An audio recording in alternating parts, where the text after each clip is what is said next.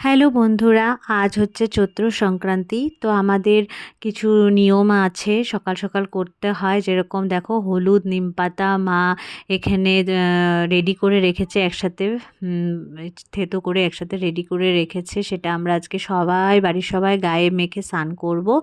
সাথে ওখানে শস্যও দেয় অল্প, ওটা দিয়ে আমরা সকাল সকাল স্নান করতে হয়। তারপরে পুজো হবে, বাবা পুজো দিবে। আর আমি ঘর পুরো মুছে পরিষ্কার করে রেখেছি। এখন দেখো আমি গপুকে স্নান করাবো। তো আমাদের ঘরের এটা নিয়ম, ছোট বাচ্চাদের এই দেখো জলের মধ্যে দুব্বো দিতে হবে। তো এইখানে কয়েকটা দুব্বো দিয়ে দিলাম, এরপরে হলুদের কয়েক টুকরো দিয়ে দিলাম। এই জলটা দিয়ে আজকে আমার গপু সোনাকে স্নান করাবো। এই দেখো ওর গায়েও অল্প হলুদ মেখে দিয়েছি। তো আজকের দিনে আমাদের দিতে হয়, এটা নিয়ম। সেই জন্য আর ওর তো এবার ফার্স্ট চৈত্র সংক্রান্তি ওর, তো সেই জন্য মা বললো এগুলো করতে হবে। তো এখন আমি গপুকে স্নান করিয়ে দিচ্ছি। জানো তো, ও প্রতিদিন স্নান করার সময় ভীষণ কান্নাকাটি করে, কিন্তু আজ কেন জানি না একটুকু ও কান্নাকাটি করছে না। দেখো খুব সুন্দর করে বসে বসে স্নান করছে। এই দেখো রেডিও করে দিয়েছি, ওর এটা নতুন জামা, কেমন লাগছে ওকে তোমরা বলো।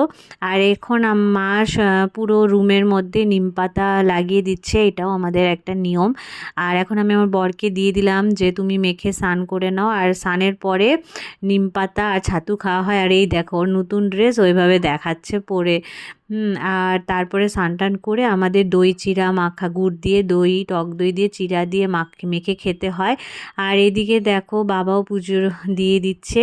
আর আজকে আমাদের রান্না হবে হচ্ছে ডাল, করলা ভাজা, আম ডাল হবে, টক ডাল আর কি, করলা ভাজা, একটা পাঁচন হবে। এই দেখো আমি পাঁচন কাটতে বসে পড়েছি, আমারও স্নান টান পুরো সব কমপ্লিট। আর মা এবার পাঁচনটা রান্না করবে। তো এই দেখো আজকে রান্না ভাত, করলা ভাজা, আম ডাল, পাঁচন, আর সাথে টক দই আছে।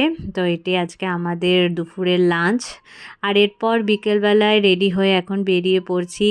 কোথায় যাচ্ছি বলো তো? চড়ক পূজা দেখতেই দেখো চলে এসেছি। আমি এই ঠাকুরকে ভীষণ মানি, জানো, আমার ভীষণ ভালো লাগে আর খুব জাগ্রত এই ঠাকুর। আর আমি একটু ধূপকাঠি ভিতরে গিয়ে দেখিয়ে আসলাম ঠাকুরকে।